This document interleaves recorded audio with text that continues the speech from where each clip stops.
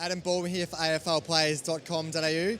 Lucky enough to be joined by the 5-time Leigh Matthews trophy winner Gary Ablett and the man himself, Leigh Matthews. Now, Leigh, everyone's asked Gary this question, who's better out of him and his old man? But who do you think? Well, I mean, Gary's more consistently great, but his old man, he calls him his old man, his father was a freakish talent. There has been no more freakish talent ever played the game than Gary Ablett Sr.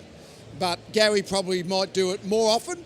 Gary's more likely to play 350 games, but no, Gary Sr. was a freakish talent. Now, Gaz, I'm sorry for starting for that question. I'm sure you're sick of hearing it. So let's go with, you've now won 5, and to do that you have to keep improving every year. How have you done that, say, from last year to this year?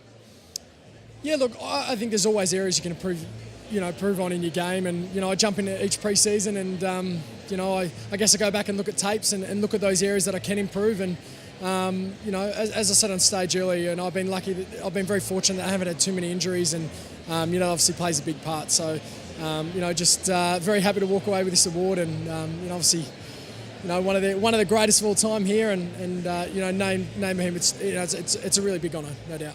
So when you hit the track in December, what's the one thing that you're going to work on to hone your game to win your 6th trophy?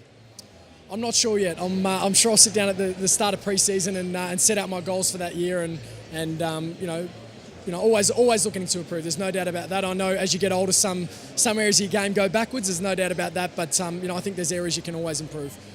Now, Leigh, Gary's sort of muted a move forward like you did late in your career. For him to do that, what's one thing that he needs to, I guess, maybe work on, and what's a key element of that? Oh, it's not. You hear Gary say he wants to improve, and you think, what could you improve? Because what Gary's package, he's developed terrific endurance as his career's gone on. Got unbelievable speed and acceleration and sideways movement. He keeps his feet, fantastic ball skills. So to play, all that happens is when I got older and I couldn't really play midfield anymore, I spent my last 3 years playing permanent forward. So sometimes you go permanent forward because you can't spend as much time in the midfield because you're ageing a bit. But Gary is not got no signs at all of the ageing process at this point of time. So really, it's only a matter of where the Suns actually feel his best value is, as the real high possession gather in the middle of the ground. When you play permanent forward, and like Gary, for Gary, 40 possessions is almost like an average game. When you play forward, 20 possessions is a really good game. So if you're playing permanent forward, you have to just reset your mind to not getting as much of the ball and not getting frustrated by not getting as much of the ball in hand. So that's the progress I had to go through, and Gary might do eventually. When I got a phone call from Rob Kerr, who was running the PA, must have been about a decade ago, to say they'd like to name the trophy after me. I mean, that was one of the nicest phone calls I've ever had. Of course, the award only started in 1982, so I just happened to be the first winner. So the Players Association sort of drifted in through the 70s, and in the 80s really started to get some traction with all the players.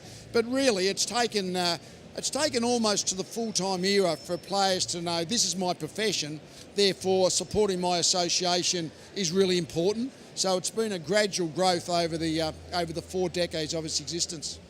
And Gary, how do the players feel about the PA? And I guess, the collective bargaining agreement, the most recent one was a real, prominent time for the PA. I guess what faith and how do the players feel about the ability of the PA to drive, change for the players? Yeah, it's obviously very important. It's the players' voice, and we have some fantastic representatives that represent the players, and obviously with the CBA, in the year ago, I think they did a fantastic job, and I think we're improving. There's no doubt we're improving as the years go on, and we've got a couple of great representatives from our club as well, and they really enjoy their role, and I think the AFLPA does a fantastic job, no doubt about that. And what are your plans for the off-season? And what makes you happy in your spare time? What do you do that really gives you enjoyment? Just going to spend some time with family and friends, and hopefully take my girl away on a holiday. I won't do too much. I just like to get away and forget about football, for a couple of weeks, and then it all starts again. We start our pre-season for the pre-season. We've got our program, and I'll be jumping back into that, and I'll be ready for next year. Great. Well, guys, thanks for your time tonight.